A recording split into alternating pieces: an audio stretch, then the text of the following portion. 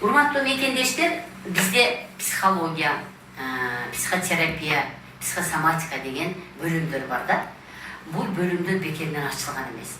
Адамдын эң биринчи психологиясы, мээдеги ойлору, мээдеги ой жүгүртүүсүнүн айынан бул деле рухий оорулардын бир түрү болуп калат да.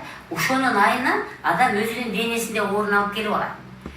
Мен профессорум айтат да, мен 40 жыл болду дейт да.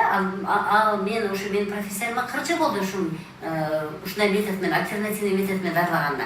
Мага эми 10 жыл болду, бирок ошончо 4 жылдан бери билесиздер мени, урматтуу мекендештер.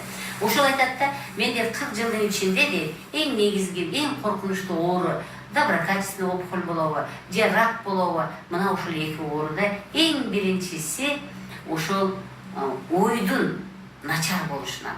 Психосоматика, дайыма жаман ойлордун ойлонуп, ыза болуп жүрө берген айынан ушул эң коркунучтуу оору рак жана доброкачественный опухольга алып келгенин мен 40 жылдык эмгегимде мен өтө мындай катуу ушуга мындай чоң баа бердим деп келет да. Өтө чоң ишендим деп келет да.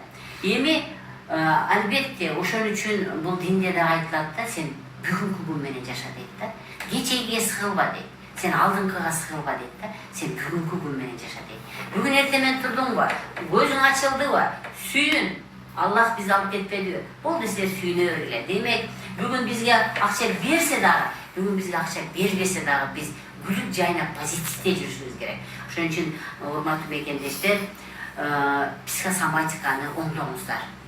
Ойлорду оңдоңуздар. Канчалык сиздер ой жүгүртүү менен ойлорду жакшы жакка, позитивге, көңүл ачууга жумшасаңар, силерде оору болбойт. Мен ушундай адамдарга таң калган, рак оорусун койгондо дагы менде оору жок. Мен аны менен оорубаймын.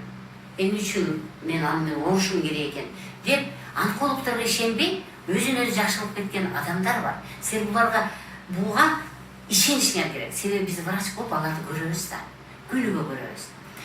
4 жылдан бери келип аткан элдер, ушул 4 жылдан бери келип атканда дагы мен адамдардын ушул эки категорияга бөлүп калдым да. Мага эми мурун эле айткан болчу профессор, мен эки категорияга бөлдүм. Психосоматикасын оң жакка бургандар сөзсүз түрдө рактан да жакшы болуп кетип атат. Урматтуу мекендештер, буга силер ишениш керек. Ал эми мен рак болуп калган турган, болду, мен өлдүм, мен кеттим, бүттү, мага жашоонун кереги жок дегендер чындыгында бул дүйнө менен эртеге кайрылышып кетип атат. Мен ушундай эрки күчтүү адамдарды көрдүм. Жок, мен оорубайм. Мына биринчи могу жерге жазып туруп, чындыгында Кудайга тыштап койгон жакшы. Ооруну Кудай берет, шифаны да Кудай берет. Биз только себепчибиз. Адам өзү да себепчи. Адам өзүн ошого күнүгө мен сонунмун. Менде эч кандай жаман оору жок. Мен эң сонунмун, мен бактылуумун. Урматтуу мекендештер, эртемен тургула дагы терезени карап туруп, сонун жакты, дарак болобу, кар болобу, сен ошол жакка карап туруп, ушундай ошону көр. Көз эң сонун нерсе. Или сен булактын суусун карагыла, или агып аткан сууну ушундай бир 5-10 мүнөткө карагыла. Көздүн энергиясы абдан жакшы энергия. Карап туруп, анан өзүңөрдү жумгула дагы, өзүңөрдү ичиңерден ушунчалык өзүңөрдү мактагыла эле. Денеңерден мурашки кете баштайт. Денеңер дүркүрөп, ушундай сонун болуп, көзүңөрдү ачканда абдан сонун болосуңар. Демек, адам өзүн өзү жерге тыгып алат экен, адам өзүн өзү ар түрдүү оорудан жакшы кылып алат экен. Ошон үчүн, урматтуу мекендештер, жакшы ой менен жашагыла. Бизде эми муну гипофиз, гипоталамус деген медицинада ушундай эки орган бар. Сен көзүңү жумуп ойлоносуңбу, көзүңү ачып ойлоносуңбу, бирөөнү тиктеп туруп оюңа кетти, баары жерге жазылат. Гипофиз менен гипоталамуска жазылат. Демек биз ошол гипофиз менен гипоталамус медицинада бул Кудай Таалага ишенип кой деген сөз да. Сен ниетиңди берип кой. Болду, мен Кудай мени жакшы кылат деп кой. Болду, калганын жасай бер.